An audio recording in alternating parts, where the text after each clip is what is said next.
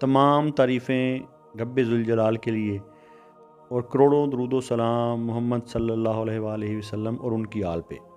اللہم صلی علی محمد و آل محمد۔ السلام علیکم ناظرین اکرام، آپ دیکھ رہے ہیں مرشد سائیں سرکار سردار زادہ تجمل باز کا اسپریچول اسٹرالوجی کا یوٹیوب چینل، جہاں ہم ستاروں کی چال کو سمجھتے ہیں مگر بھروسہ ہمیشہ اللہ تعالیٰ کی ذات پر رکھتے ہیں۔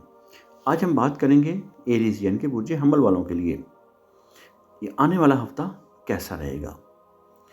یہ ہفتہ کوئی عام ہفتہ نہیں ہے، یہ ہفتہ فیصلوں، رد عمل اور اندرونی طاقت کا امتحان ہے۔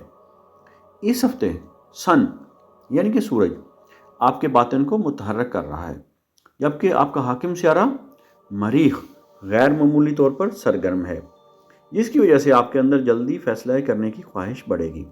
لیکن یہاں اہم کردار سیٹرن ادا کر رہا ہے، جو آپ کو روک کر یہ سکھا رہا ہے کہ ہر جنگ لڑنا ضروری نہیں ہوتا۔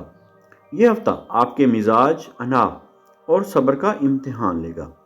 اگر آپ نے غصے پر قابو رکھا، رد عمل دینے کی بجائے حکمت اختیار کی اور دعا کو مضبوطی سے تھام لیا، تو یہی ہفتہ آپ کے لیے ترقی کی بنیاد رکھ سکتا ہے، ورنہ جلد بازی وہ نقصان دے سکتی ہے، جس کا اثر آنے والے مہینوں تک رہے گا۔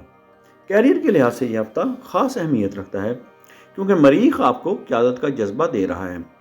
آپ خود کو دوسروں سے زیادہ بہتر، زیادہ فعال اور زیادہ درست محسوس کریں گے، مگر یہی احساس اگر انا میں بدل گیا تو مسئلہ پیدا ہو سکتا ہے۔ دفتر میں کسی سینئر یا کلیگ کے ساتھ اختلاف ہو سکتا ہے، خاص طور پر بدھ یا جمعرات کے دن۔ یہاں مرکری یعنی کہ عطارد کی پوزیشن یہ بتا رہی ہے کہ بات چیت میں غلط فہمی پیدا ہو سکتی ہے، اس لیے ہر لفظ سوچ سمجھ کر بولیں۔ اگر آپ سرکاری ملازمت میں ہیں تو کاغذی کارروائی میں چھوٹی سی غلطی بڑا مسئلہ بن سکتی ہے۔ کاروباری افراد کے لیے یہ ہفتہ توسیع کے بجائے اسٹرکچر مضبوط کرنے کا ہے۔ نئی ڈیل فوری نہ کریں، پہلے مکمل تحقیق کریں۔ یاد رکھیں کہ سیٹرن یعنی کہ زحل دیر سے دیتا ہے مگر مضبوط دیتا ہے۔ اگر آپ نے خاموشی سے محنت کی تو ہفتے کے آخر میں آپ کی پوزیشن مضبوط ہو سکتی ہے۔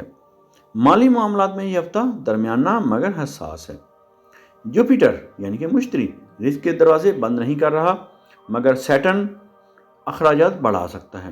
غیر متوقع خرچ سامنے آ سکتا ہے، خاص طور پر گھر، گاڑی یا فیملی سے متعلق۔ اگر آپ سرمایہ کاری کا سوچ رہے ہیں تو فوری فیصلہ نہ کریں۔ آن لائن ٹرانزیکشن میں احتیاط کریں، کیونکہ مرکری کی کمزور پوزیشن غلطی یا فراڈ کا اشارہ دے رہی ہے۔ کسی دوست یا رشتہ دار کو قرض دیتے وقت مکمل سوچ بچار کریں۔ ہفتے کے آخر میں کوئی چھوٹی خوشخبری یا بقایا رقم مل سکتی ہے۔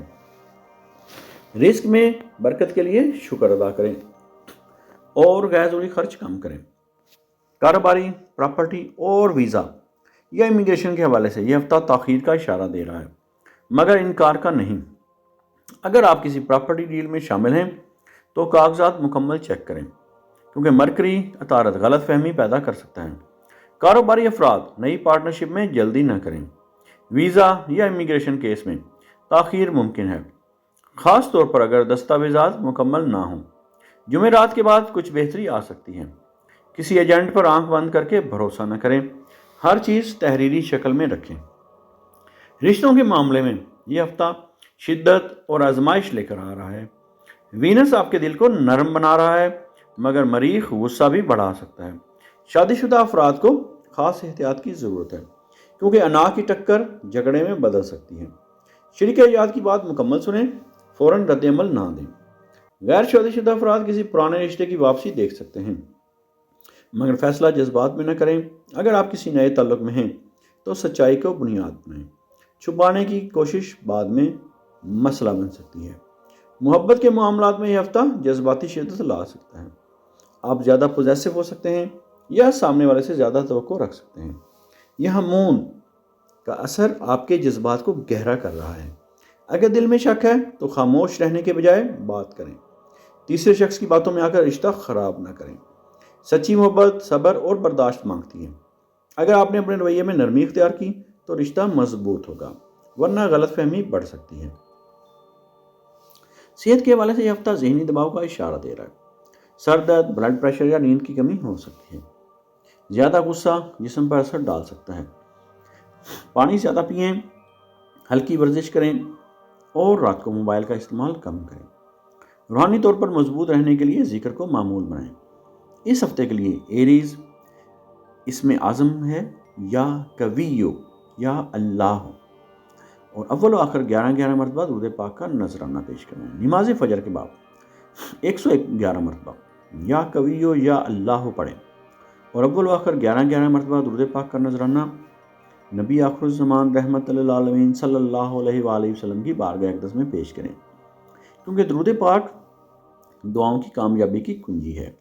یہ عمل آپ کو اندرونی طاقت دے گا اور منفی اثرات سے حفاظت کرے گا۔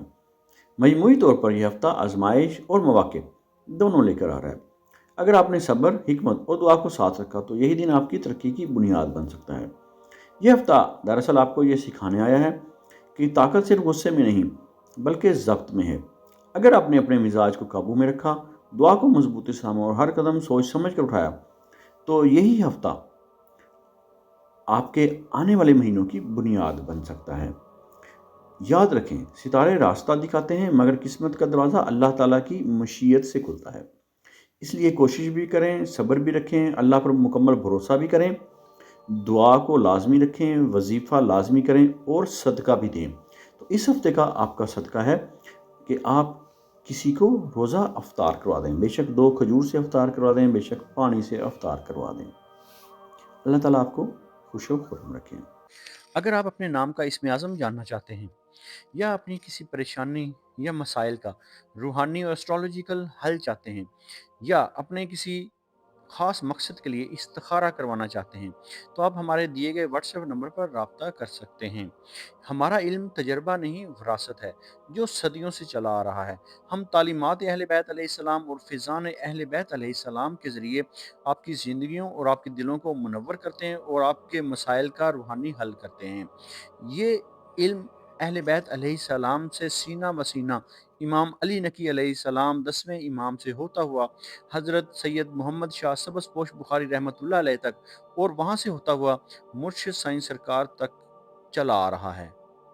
اللہ تعالیٰ آپ کو اپنے برگزیدہ بندوں اور انعام یافتہ لوگوں میں شامل فرمائے اور آپ کو اپنی مخلوق میں خیر بانٹنے والا بنائے۔ الہی آمین۔